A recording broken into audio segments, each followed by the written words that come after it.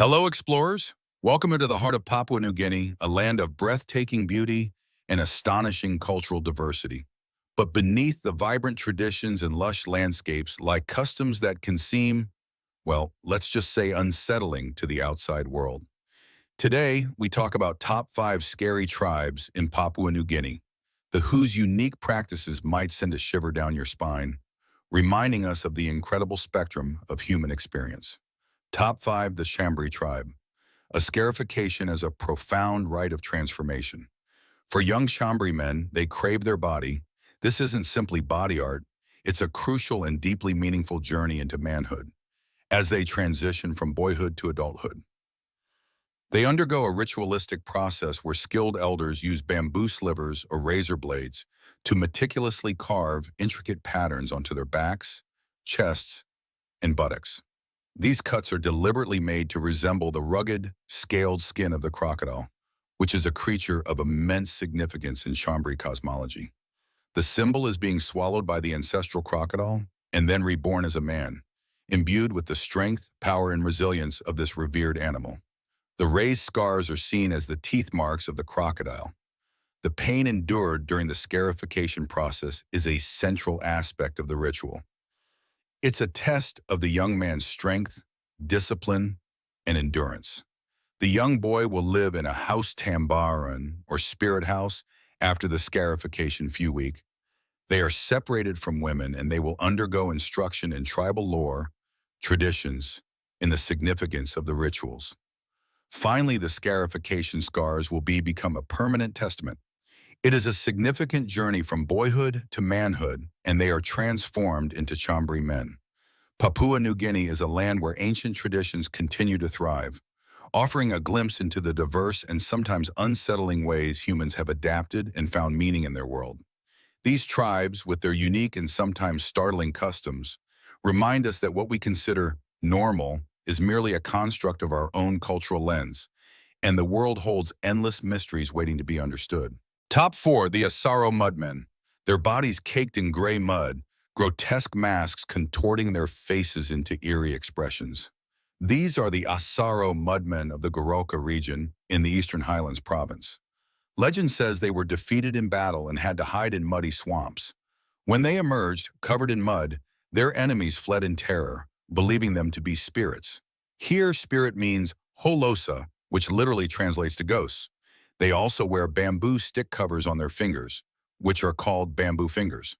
This is because they want to further enhance their eerie look. The mudmen often attach long, slender bamboo sticks to their fingers, adding deliberately slow, jerky movements to make it more spectral, ghostly, and intimidating effect. Today, they recreate this terrifying appearance for ceremonial dances, a chilling reminder of their past. Top 3, Spirit Bird Tribe. While there isn't one specific tribe widely known as the Spirit Bird Tribe with that exact name, one of the famous tribe in TikTok is Wee Tawai Tribe. It is also known as the Spirit Birds. They are particularly known for guarding a sacred waterfall and using eerie masks and are believed to be protectors of their land and water. The concept of bird spirits and their significance is prevalent across many cultures in Papua New Guinea. Birds, especially the iconic bird of paradise, hold deep symbolic meaning and are often associated with the spiritual realm. First, they think the bird can connect to the sky and spirit world. Birds are seen as intermediaries between the earthly realm and the heavens, carrying messages or embodying spirits of ancestors or deities. Their ability to fly gives them a unique connection to the spiritual world. Second, symbolism of beauty and transformation. The vibrant plumage of birds, particularly the birds of paradise, makes them symbols of beauty, vitality, and transformation. Their molting and regrowth of feathers can represent cycles of life, death, and rebirth. Third, totemic animals. For some tribes, specific bird species act as totems, representing ancestral spirits or embodying the characteristics of the clan. These birds are often revered and may be depicted in carvings, masks, and dances. Fourth, ritual and ceremony. Bird feathers are highly valued and used extensively in ceremonial attire, headdresses, masks, and decorations. These adornments are believed to imbue the wearer with the bird's spirit or power during rituals, dances, and sing-sings. Fifth, mythology and folklore. Birds feature prominently in the myths and legends of various tribes, often as creators, messengers, or characters with supernatural abilities. There are some tribes with strong bird associations, but not named bird spirit tribe, such as the Huli Wigman.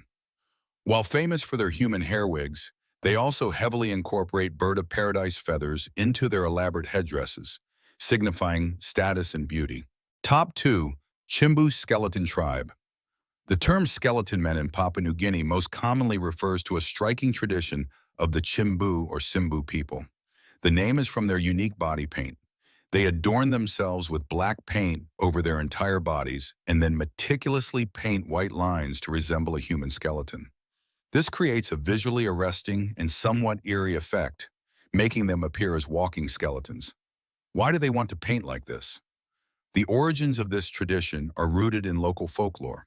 One prominent legend tells the story of a group of Chimbu hunters who disappeared in the mountains around 200 years ago. When warriors went to search for them, they found only their skeletons in a cave. To escape a monster believed to inhabit the cave, the warriors camouflaged themselves by painting their bodies like the skeletons, tricking the monster into thinking they were the remains of the fallen hunters. This allowed them to escape unharmed. Another theory suggests the skeletal appearance was initially used as a scare tactic in tribal warfare. The frightening imagery of death and ghosts was intended to intimidate enemies, making them believe the Chimbu warriors possessed supernatural powers.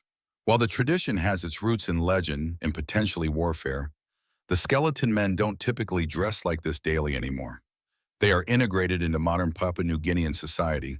However, this unique body art is still a significant part of their cultural heritage and is proudly displayed during cultural festivals and sing-sings, which are traditional gatherings with music, dance, and performances, such as the famous Mount Hagen Cultural Show.